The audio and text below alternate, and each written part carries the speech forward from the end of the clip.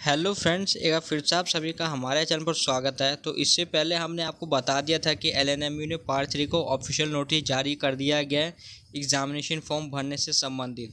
उसके बाद कई छात्र छात्रा का कमेंट आ रहा था कि कौन कौन छात्र इसको भर सकते हैं और कौन कौन नहीं भर सकते, क्योंकि अभी तक पार्ट 2 का रिजल्ट अपडेट भी नहीं किया गया है। उसके बाद बहुत सारे छात्रों का यहाँ पे सवाल आ रहा था कि पार्ट 2 का रिजल्ट कब तक सुधार किया जाएगा। और कई छात्र तो ऐसे पूछ रहे थे कि सर हमारा इस सब्जेक्ट में क्रॉस लग गया तो हमको कौन कौन सा एग्ज़ाम देना पड़ेगा या हमको ये वाला एग्ज़ाम दोबारा देना पड़ेगा। तो बहुत सारे छात्रों का कमेंट आ रहा था। तो वही सब आज की इस वीडियो में आपको बताने वाला हूँ फ्रेंड। तो वीडियो को लाइक और चैनल को सब्सक्राइब कर देना। तो चलिए वीडियो को स्टार्ट करते हैं।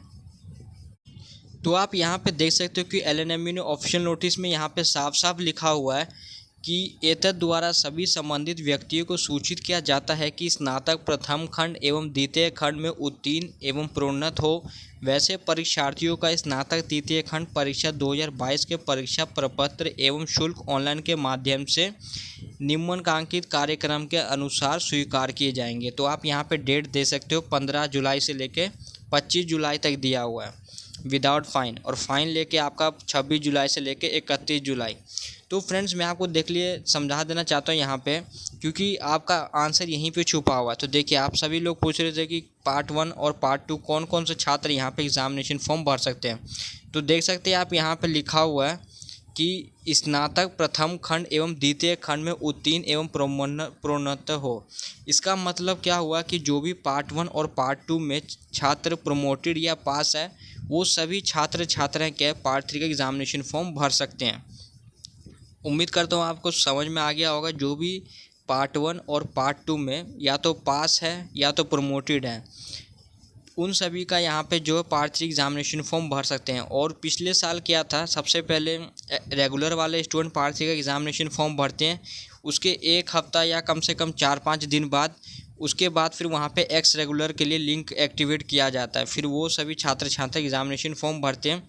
इस साल देखेंगे फ्रेंड्स, लिंक जब एक्टिवेट होगा तब क्या पता सभी एक साथ भर सकते हैं, या तो पहले एक्स रेगुलर को दिया जाएगा फिर एक्स रेगुलर को। तो वो जब लिंक एक्टिवेट होगा तब मालूम पता चलेगा। लेकिन इसमें साफ साफ लिख दिया है कि आपका जो भी पार्ट 1 और पार्ट 2 के छात्र हैं, या तो पास हैं या तो प्रमोटेड हैं, दोनों ही छात्र छात्राएं यहाँ पे एग्जामिनेशन फॉर्म भर सकते हैं। तो उम्मीद करता हूँ फ्रेंड्स आपका ये वाला सवाल अच्छे से पता लग गया होगा कि कौन कौन छात्र इस एग्ज़ामिनेशन फॉर्म को भर सकते हैं। उसके बाद फ्रेंड्स यहाँ पे बहुत सारे छात्र छात्राएं बोल रहे थे कि पार्ट 2 का रिजल्ट जो है कब सुधार हो जाएगा, यानी कि कब तक इसको जो है अपडेट कर दिया जाएगा।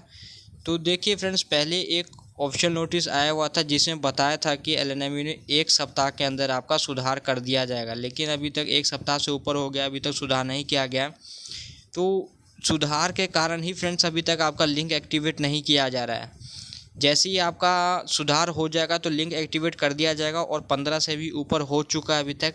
तो पता नहीं किस हिसाब से काम किया जा रहा है, समय से बाहर है।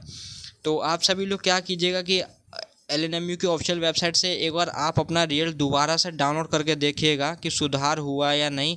अगर सुधार हो गया तो फ्रेंड्स ठीक है, अगर नहीं हुआ है तो फिर क्या करेगा एलएनएमयू, आपको एग्जामिनेशन फॉर्म भरने देगा और उसके साथ साथ ही आपका सुधार करेगा, या तो उसके बाद आपका सुधार कर दिया जाएगा।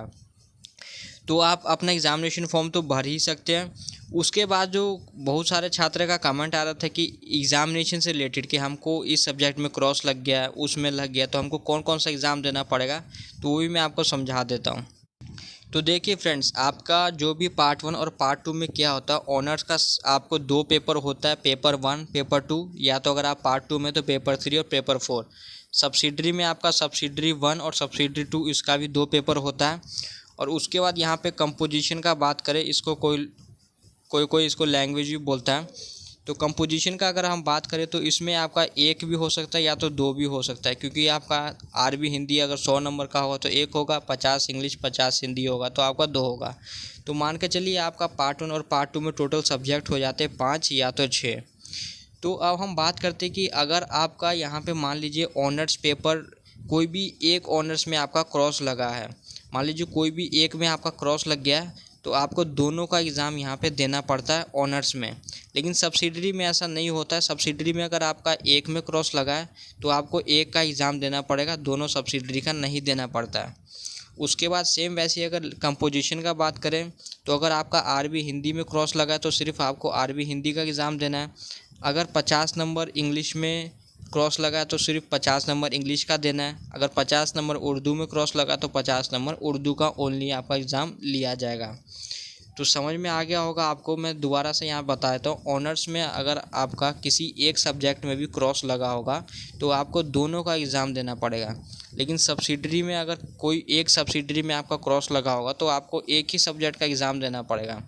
वही आपका कंपोजिशन में भी है, कोई भी एक सब्जेक्ट में आपका क्रॉस लगा होगा तो कोई भी आपको एक ही का एग्ज़ाम देना है। तो फ्रेंड्स, उम्मीद करता हूँ आपको सब सही में आ गया होगा एग्ज़ामिनेशन से रिलेटेड। तो वीडियो को लाइक, चैनल को सब्सक्राइब करना। Thanks for watching this video.